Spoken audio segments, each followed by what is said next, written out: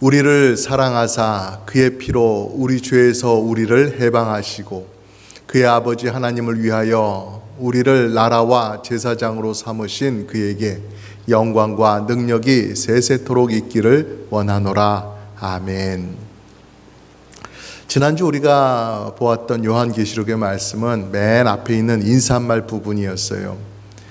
사도 요한은 성부, 성자, 성령 하나님에 대해서 이렇게 표현을 한 다음에 그분으로 인해서, 우리 하나님으로 인해서 당신들에게 은혜와 평강이 있기를 바랍니다 하는 귀한 인사 말씀을 전했습니다. 그리고 오늘 말씀은 인사가 끝난 다음에 어떤 말씀을 써내려 가느냐 하면은 하나님의 영광을 찬송하는 영광송이라고 하는 그런 것을 적고 있습니다. 요한이 이렇게 하나님에 대한 내용으로 인사말을 하면서 이런 성부, 성자, 성령 하나님으로 인해서 여러분께 은혜와 평강이 있기를 바랍니다 한 그 인사를 전한 후에도 우리 하나님 너무나 좋고 위대하신 하나님이시기 때문에 그 하나님으로 인한 그 마음속의 울림이 계속해서, 그 여운이 계속 지속되어서 하나님을 찬송하지 않으면 안 되었을까요? 그래서 이 영광송을 쓰고 있는 것일까요? 아니면 이제 본론의 말씀을 전해야 되잖아요. 자기가 받은 이 많은 계시, 엄청난 계시를 이제 써내려가야 하는데 그 계시 가운데서 이전보다 더 분명하게 선명하게 알게 된 그 하나님의 위대하심, 그 선하심을 알게 되니까 찬양하지 않고는 견딜 수 없는, 다른 계시의 말씀을 전하기 전에 먼저 하나님을 찬송하지 않고는 견딜 수 없는 그런 마음이 되었을까요? 어느 쪽이든지 요한 사도는 두 가지의 영광송을 기록을 하고 있습니다. 우리가 찬송가를 보면은 어떤 것들은 맨 뒤에 아멘 하는 것이 있잖아요. 그런 것처럼 이 영광송의 이 뒷부분에 보면 아멘 하는 것이 나오고 있어요. 오늘 우리가 읽은 말씀 이 끝부분에도 아멘 하고 나오고 있고요. 그리고 두 번째 영광송인 7절에 가서 봐도 거기서도 아멘 하는 것으로 나오고 있어요. 그래서 우리가 이것을 보고서 이것이 구별되는 영광송이구나 하는 것을 우리가 알게 된다는 것이죠. 오늘은 그 중에 첫 번째 영광송 부분을 살펴볼 것이에요. 그 안에서 요한 사도는 예수 그리스도에게 집중을 합니다. 예수 그리스도께서 우리를 위해서 해주신 아주 가장 중요한 일, 그것이 무엇이었던가? 그것을 가지고 그리스도를 찬송하고 있는 거예요. 우리를 사랑하사 그의 피로 우리 죄에서 우리를 해방하셨다, 이렇게 말씀을 하고 있습니다. 예수 그리스도께서 이 땅에 오셔서 하신 일은 참 많습니다. 여러 가지 일들이 있지요. 그 중에서 가장 대표적인 일, 예수님께서 이 땅에 오셔서 하려고 하셨던 핵심적인 일, 그것을 말씀하고 있는 거예요. 마치 우리가 명함을 받으면 그 조그만한 명함 안에 모든 걸 다 기록할 수 없잖아요. 거기다가 자기의 경력, 대표적인 경력, 또 자기의 직함, 이런 것들만을 딱 적는단 말이죠. 저 이런 사람입니다 하고 명함을 주는 것처럼 이 영광송 안에서 예수님은 이런 분이십니다 라고 딱 간단하게 우리가 알 수 있도록, 또 사람들에게 말할 수 있도록 그 사실을 기록을 하고 있는 거예요. 우리를 죄에서 해방시켜 주신 분이시다. 예수님을 설명할 때 이 사실을 빼놓고는 전혀 설명할 수가 없는 것이죠.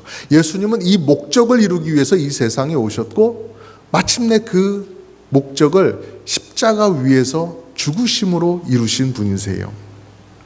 우리의 죄값을 대신 치러주심으로 말미암아서 우리가 하나님 앞에 진노를 받고 형벌을 받아야 마땅한 죄인으로 드러나는 것이 아니라 너는 죄가 하나도 없구나, 너는 죄가 다 씻음받았구나 하는 그런 의로운 상태로 설 수 있도록 우리를 만들어 주신 거예요.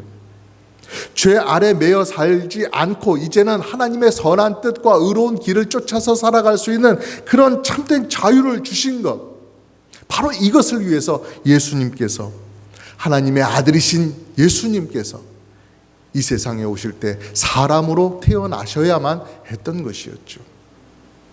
그래서 혈통으로 전거되는 그 원죄를 이어받지 않기 위해서 동정녀 마리아의 몸에서 태어나신 거예요.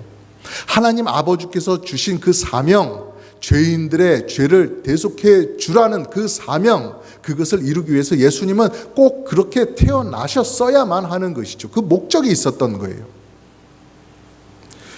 그러니까 예수님께서 동정녀에게 태어나신 것은 옛날에 전설처럼 전해 내려오는 그런 이야기들, 한국의 옛날에 박혁거세, 석탈해, 주몽 이런 사람들이 아주 신비한 운명을 타고나서 그 사람들은 보통 사람이 아니어서 알에서 태어난다, 이런 얘기를 하잖아요.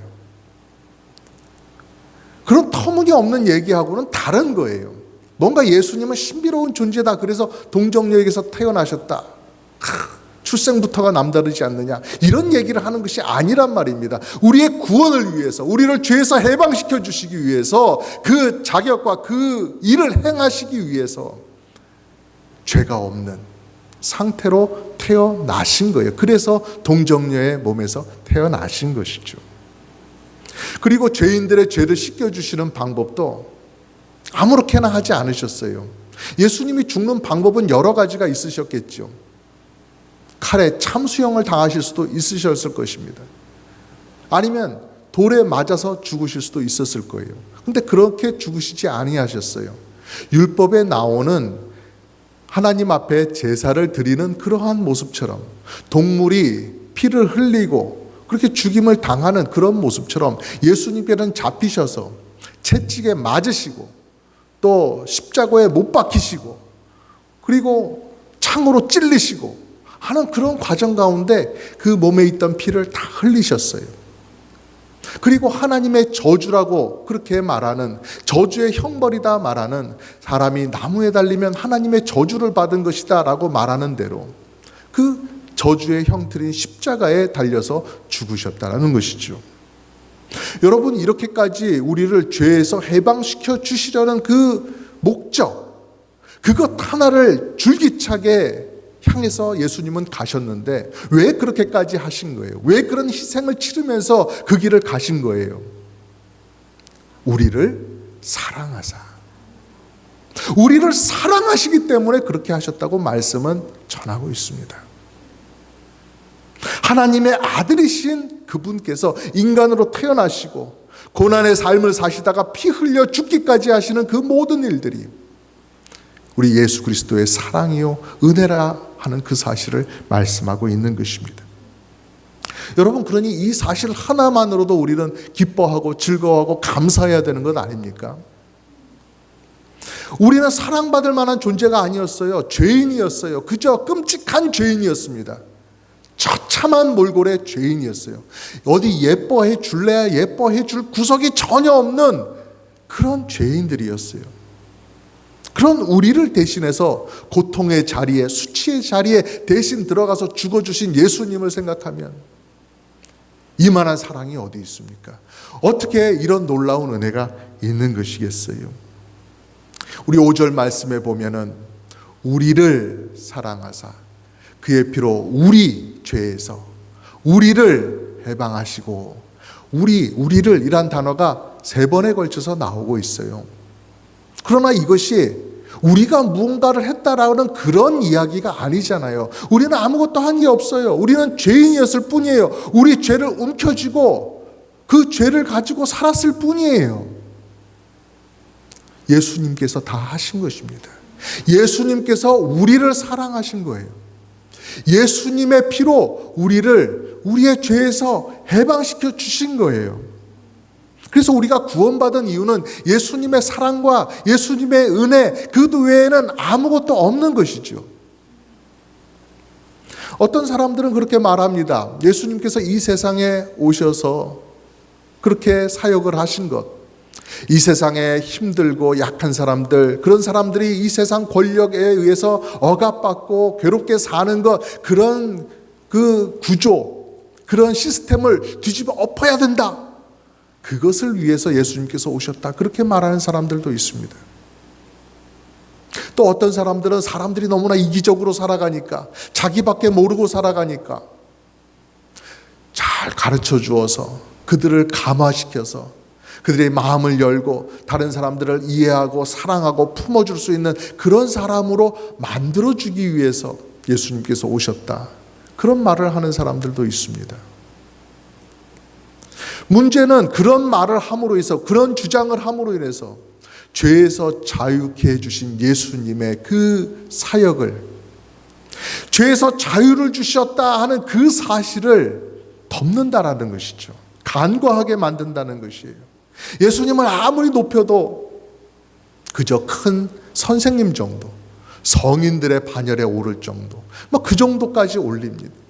아니면 뭔가 대단히 깨어있는 선각자 같은 그런 예수님으로 어떤 혁명가로서 예수님을 그립니다. 그런데 그렇게 보는 태도들은 정말로 중요한 것, 예수님은 죄인들의 죄를 용서하기 위해서 대속의 십자가를 지셨다는 그 사실을 덮고 감추게 되는 거예요. 못 보게 하는 거예요. 하나님 앞에서 죄의 문제가 얼마나 심각한지 모르기 때문에 그렇게 얘기를 하는 거예요. 죄를 가지고 살아가는 인간의 이 죄인으로서의 이 삶이 얼마나 비참한지를 모르기 때문에 다른 얘기를 하는 거예요. 그저 내가 속한 이 사회가 좀 더 살기 좋은 사회가 되었으면 좋겠다. 사람들이 서로 이해하고 좀 이렇게 좋은 관계를 맺게 해주면 그럼 정말로 살기 좋은 행복한 세상이 될 텐데, 그것이 정말 중요한 문제가 될 텐데 라고 생각을 하니까 예수님께서 이 세상에 오셔서 하신 일을 바로 그걸 하신 것이다 라고 그렇게 연관을 지어서 얘기를 하는 것이에요. 하지만 사람들은 그렇게 말하고 엉뚱하게 나아간다 할지라도 성경은 분명하게 말씀하십니다. 예수님은 그분의 피로 우리를 죄에서 해방시켜 주셨다라고 말씀을 하십니다. 그래서 예수님이 우리의 구주가 되시는 거예요. 우리는 예수님 안에서만 참된 자유를 맛보게 되는 것이고요. 오늘 요한 사도가 써내려간 이 계시록의 편지로 인해서, 이 말씀과 이 영광송으로 인해서 우리 믿음의 뿌리가 다른 것에 의해 흔들리지 않기를, 강건하게 굳건하게 자리 잡기를 간절히 바랍니다. 이렇게 5절이 예수님께서 우리를 위해서 행하신 일이 무엇이었던가, 가장 중요한 일이 무엇이었던가 라고 이렇게 기록을 하고 있다면요, 이제 6절에서는 어떤 이야기를 하고 있느냐, 예수님께서 하나님 아버지를 위해서 하신 일에 대해서 기록을 하고 있어요. 근데 사실 보면 이게 다 우리에게 은혜 주신 그런 내용이거든요. 둘로 나눌 수가 없는 그러한 일이에요. 다 우리의 은혜에 관한 얘기예요. 그러나 이것을 둘로 나눠서 우리를 위해서는 이런 일을 하시고 하나님 아버지를 위해서는 저런 일을 하셨습니다 라고 이렇게 둘로 나눠서 말씀하는 것은, 예수님은 하나님과 우리 사이를 이어주는 중보자시기 때문에 그런 거예요. 예수님은 그 사이에 있는 중보자시기 때문에 이쪽 편을 위해서 저쪽 편을 위해서도 값진 일을 하셨다, 이렇게 설명하기 위해서 이렇게 나누신 거예요. 6절에 보면 그의 아버지 하나님을 위하여 우리를 나라와 제사장으로 삼으신 그에게 영광과 능력이 세세토록 있기를 원하노라. 아멘 하였습니다. 우리를 하나님의 나라가 되게 하고 우리를 하나님을 섬기는 제사장이 되게 하셨다라고 하는 말씀이에요. 하나님의 나라라고 하는 것은, 그 의미라고 하는 것은 우리가 하나님의 통치를 순순히 받는, 하나님의 다스림을 즐겨받는 백성이 되었다라고 하는 그러한 이야기죠. 하나님의 나라가 아닌 이 세상 나라, 이 세상 나라 속에서 살아가는 사람들을 생각해 보면 이것이 얼마나 큰 변화고 영광인지를 우리가 생각할 수가 있게 돼요. 옛날에 느부갓네살 왕, 바벨론의 왕 느부갓네살이 큰 신상을 지어놓고 사람들에게 그 신상 앞에 절하라고 했습니다. 한 명도 예외 없이 그 신상 앞에 가서 절을 하라고 했습니다. 왕이 그런 명령을 내리면 그거 내 마음에 들지 않는다고, 그거 어리석은 짓 같아 보인다고 난 안 하겠다라고 거부할 수가 없었어요. 왕의 명령이면 반드시 해야만 하는 그런 시절이었죠. 하기 싫어도 해야만 했어요. 중국의 진시황은 어땠습니까? 자기를 거스르는 그런 유학자들을 약화시키기 위해서 유학자들이 보던 책들은 다 태워라, 그리고 유학자들 생매장해버려라 하는 그러한 일들을, 끔찍한 정책을 폈습니다. 분석갱류라고 하는 말씀 들어보셨죠? 이 세상의 나라는 완전하지 않아요. 우리를 향한 어떤 속박 같은 것을, 법이나 어떤 질서 같은 것을 세워서 우리 이상하게 억압하는 그런 일들이 흔히 있을 수가 있어요. 초대교회 성도들이 괴롭게 살아가던 그 로마 시대, 황제를 신으로 떠받드는 그러한 일들이 서슴지 않고 일어났던 것을 우리가 알고 있어요. 세상은 이렇게 완전하지가 않아요.